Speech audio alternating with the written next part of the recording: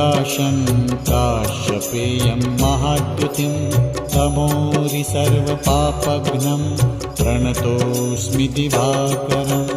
ॐ ह्रां ह्रीं ह्रौं स्वः सूर्याय नमः। ॐ ह्रां ह्रीं ह्रौं स्वः सूर्याय नमः। जपाकुसुमसङ्काशं काश्यपेयं महाद्युतिं तमोरि सर्वपापघ्नं प्रणतोऽस्मि दिवाकरम्।